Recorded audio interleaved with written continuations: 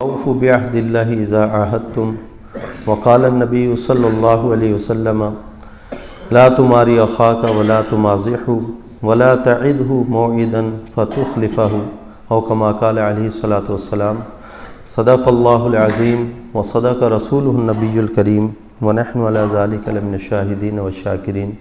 درود شریف پڑھیں. اللهم صل على محمد وصل على محمد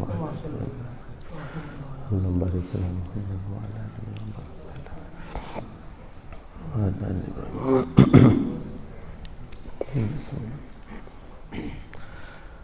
جو چیزیں مسلمانوں کے درمیان اختلاف پیدا کرتی ہیں اور مسلمانوں کے اتحاد اور اتفاق کو پارا پارا کر دیتی ہیں، ان چیزوں کا اور ان اسباب کا تذکرہ چل رہا تھا. اس سلسلہ میں نے آپ کے سامنے ایک حدیث پڑھی تھی جس کے اندر 3 باتوں کا آپ لسان ذکر فرمایا کہ لا تماری اخاک، اپنے بھائی سے جھگڑا بحث مباحثہ نہ کرو، اس لیے کہ یہ بھی اختلاف اور پھوٹ ڈالنے والی چیز ہے. اور دوسرا ہے ولا تمازحوا، اس سے اس کا مذاق نہ اڑاؤ کہ جس سے وہ اپنی توہین سمجھے اور پھر یہ کہ آپ کی دل کے اندر اس کے نفرت پیدا ہو جائے. اور تیسری چیز فرمائی کہ ولا تعدہ موعدا فتخلفہ، کہ اپنے بھائی کے ساتھ کوئی ایسا وعدہ نہ کرو جس کو تم پورا نہ کر سکو، جس کی خلاف ورزی کرنی پڑے. اسی کو قرآن میں فرمایا جائے وَأَوْفُوا بِعَهْدِ اللَّهِ إِذَا عَاهَدتُّمْ، کہ اللہ تعالیٰ کے ان کیے ہوئے وعدوں کو پورا کرو، جب بھی تم کسی سے کوئی وعدہ کرو تو اس کو پورا کرو. تو یہ اختلاف کا ایک بڑا سبب وعدے کی خلاف ورزی بھی ہے کہ جب کسی بھی مسلمان کے ساتھ آدمی نے وعدہ کر لیا، پھر اس وعدے کو اگر آدمی پورا نہ کرے تو نتیجتاً آدمی کے دل کے اندر اس کی نفرت پیدا ہو جاتی ہے. اس لیے آپ علیہ الصلوۃ والسلام نے یہ فرمایا کہ اپنے بھائی کے ساتھ ایسا وعدہ نہ کرو کہ جس کی تمہیں خلاف ورزی کرنی پڑے، بلکہ دوسری احادیث کے اندر یہ وعدہ کی خلاف ورزی کرنے کو منافقین کی علامات میں سے ذکر کیا ہے. فرمایا کہ آیت المنافق ثلاث، کہ منافق آدمی کی 3 علامات ہیں. اور صحیح مسلم میں آگے یہ بھی اضافہ ہے وَإِن صَامَ وَإِن صَلَّى، اگرچہ وہ نماز بھی پڑھے، اگرچہ روزہ بھی رکھے، پھر بھی فرمایا کہ وہ شخص منافق ہے. اذا حدث کذب، کہ جب بھی کسی سے بات کرے تو جھوٹ بولے، یعنی جھوٹ بولنے کی عادت یہ مسلمان میں نہیں ہو سکتی، کسی منافق میں ہوگی. وَإِذَا وَعَدَ أَخْلَفَ، جب کسی سے وعدہ کرے تو خلاف ورزی کرے، تو وعدہ کی خلاف ورزی کرنا یہ بھی منافق کی علامت ہے. وَإِذَا اؤْتُمِنَ خَانَ، اور جب اس کے پاس کوئی امانت رکھی جائے تو اس میں خیانت کرے، یعنی امانت میں خیانت کرنا یہ بھی منافقین کی علامات میں سے ذکر کی ہے. یہاں پر جو سمجھنے کی بات ہے وہ یہ دیکھیں، بعض خلاف ورزیاں وعدہ خلافیاں ایسی ہوتی ہیں جن کو ہر شخص سمجھتا ہے کہ میں نے وعدہ خلافی کی ہے، اس سے بچنے کی بھی کوشش کرتا ہے. مثلا کسی شخص سے وعدہ کر لیا کہ میں کل آپ سے ملنے کے لیے آؤں گا، پھر ملنے کے لیے نہ گئے. وعدہ کر لیا کہ میں آپ کو اتنی رقم دوں گا، پھر اس کو وہ رقم نہ دی. اس کو ہر شخص سمجھتا ہے کہ یہ میں نے خلاف ورزی کی ہے، وعدہ خلافی کی ہے. اس کو گناہ بھی سمجھتا ہے، اس سے بچنے کی کوشش بھی کی جاتی ہے. لیکن بعض خلاف ورزیاں وعدہ خلافیاں ایسی ہوتی ہیں کہ آدمی کا ذہن ہی اس کی طرف نہیں جاتا کہ یہ بھی وعدہ خلافی ہے، حالانکہ وہ بھی وعدہ خلافی ہوتی ہے. اور اسی طرح سے گناہ اور جرم ہے جس طرح کسی سے وعدہ کر کے پھر اس سے مکر جانا یا پھر جانا گناہ ہے. مثلا دیکھیں، جب آدمی کسی بھی شہر کے اندر رہتا ہے یا کسی بھی ملک کی شہریت اختیار کرتا ہے تو اس ملک کے قوانین کے اوپر پابندی کرنے کی، اس ملک کے قوانین پر عمل کرنے کی گویا کہ وہ ایک عہد اور معاہدہ کرتا ہے کہ میں اس ملک کے قوانین کی خلاف ورزی نہیں کروں گا، بلکہ اس کی میں پوری پاسداری کروں گا. اب اگر وہ شخص اس ملک میں رہتے ہوئے اس ملک کے جائز قوانین کی خلاف ورزی کرے تو یہ بھی وعدہ خلافی کے اندر آتا ہے. اس لیے کہ جب آپ کسی ملک کے اندر رہ رہے ہیں، مثلا پاکستان میں رہتے ہیں، تو پاکستان کے شہری ہونے کے ناطے پاکستان کے تمام جائز قوانین کو اپنے اوپر لاگو کرنے کی، اس کی پاسداری کرنے کی آپ نے گویا کہ اپنے اوپر شرط لاگو کی ہے، اس کا معاہدہ کر دیا ہے کہ میں اس ملک کا شہری ہوں، اس کے جائز قوانین کی پاسداری کروں گا. اب اگر پاسداری نہیں کرتا تو یہ وعدہ خلافی کا جرم ہوگا۔ ایک عام سی معمولی سی بات ہے، جس طرح دیکھو ٹریفک کے قوانین بنے ہوئے، وہاں پر بتیاں لگا دی گئیں اور یہ یونیورسٹی روڈ پہ لگی ہوئی، لوگ ان کو بھی بوجھ سمجھتے ہیں، حالانکہ وہ ہمارے فائدے کے لیے لگائی گئی تاکہ تصادم اور ایکسیڈنٹ نہ ہو، ایک نظام کے تحت ٹریفک چلتی رہے۔ اب وہاں انہوں نے قانون بنا رکھا ہے کہ سرخ بتی جل رہی ہو تو پھر آگے گزرنا جائز نہیں، وہاں پہ رک جائے، جو لکیر انہوں نے بنا رکھی ہے۔ ہاں جب سبز بتی جلے پھر آگے بڑھ جاؤ، گزر جاؤ۔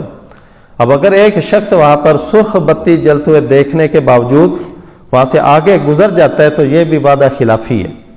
لیکن بترائے کہ کتنے لوگ اس کو گناہ سمجھتے ہیں، بلکہ اس کو تو بہادری سمجھا جاتا ہے کہ اشارہ توڑ کر یوں گزر گئے، سارجنٹ بھی کھڑا دیکھتا رہ گیا، آدمی کہا میں بڑا بہادر ہوں۔ یہ وعدہ خلافی کرنا گویا کہ بہادری سمجھا جا رہا ہے، حالانکہ یہ اسی طرح سے منافق کی علامت ہے جس طرح کہ کوئی اور وعدہ کر کے اس سے مکر جانا۔ اسی طرح آدمی ویزا لے کر کسی دوسرے ملک میں جاتا ہے تو اس کا معنی یہ ہوتا ہے کہ اس ملک کے جتنے قوانین ہیں جائز ہوں، اس طرح کہ جو ناجائز و خلاف شرع قانون ہے، لا طاعۃ لمخلوق فی معصیت الخالق کے تحت ان کی پاسداری کرنا لاگو نہیں ہوتا، اس طرح کہ اللہ کی نافرمانی کرنا جائز نہیں ہے۔ لیکن جو جائز قوانین انہوں نے بنا رکھے ہیں ان کی خلاف ورزی کرنا وہاں پر جائز نہیں۔ لوگ یہ سمجھتے ہیں کہ ہم غیر مسلم ممالک میں جاتے ہیں، وہاں جس طرح سے مرضی لوٹ مار کریں، وہاں ان کی چوری کر لیں، ان سے جھوٹ بول لیں، ان سے وعدہ خلافی کریں، دھوکہ دے کر مال لوٹ لیں، یہ سب جائز ہے۔ خوب سمجھ لیجئے، جب آدمی ویزا لے کر گیا ہے تو ویزے کا معنی یہ ہوتا ہے کہ آپ ان کے ساتھ ایک معاہدہ کر کے جا رہے ہیں کہ میں آپ کے ملک کے اندر رہوں گا، یہاں کے قوانین کی پابندی کروں گا، پھر اگر پابندی نہیں کرتا تو یہ وعدہ خلافی کا جرم اس کے اوپر عائد ہوگا۔ ان کے ساتھ بھی جھوٹ بول کر، دھوکہ دے کر ان کا مال لوٹنا یہ اسی طرح ناجائز اور حرام ہے جس طرح کسی مسلمان کا مال لوٹ لینا حرام ہے۔ اب بعض ممالک کا یہ قانون ہے، جیسے برطانیہ میں لوگ جاتے ہیں، وہاں پر جب تک آدمی کو روزگار میسر نہ آئے تو بے روزگاری الاؤنس اس کے لیے جاری کرتے ہیں۔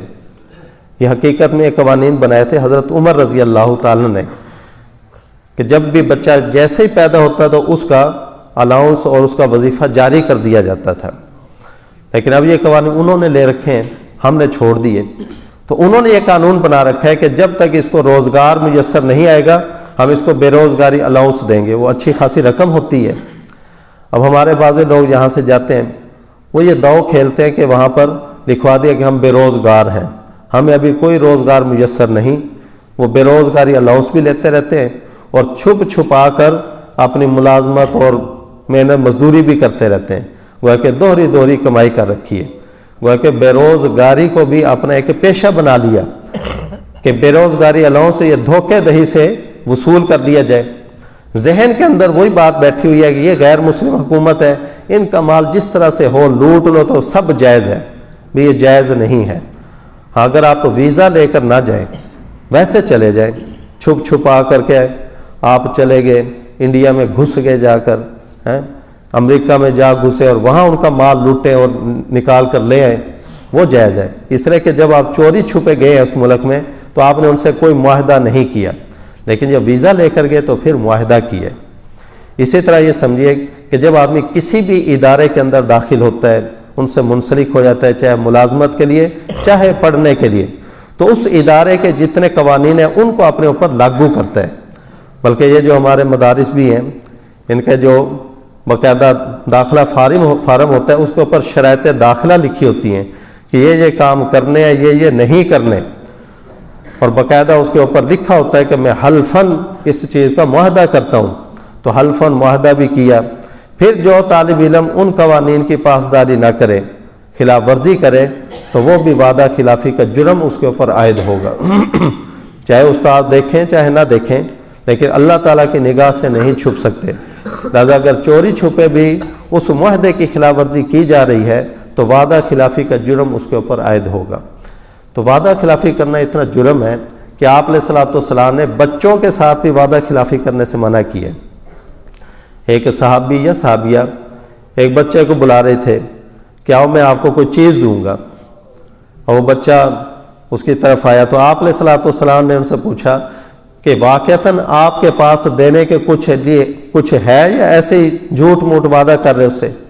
انہوں نے کہ یا رسول اللہ میرے پاس یہ کھجور تھی تو میں اپنے بیٹے کو بلا رہا تھا کہ یہاں قریب آ جو آپ کو کھجور دوں گا.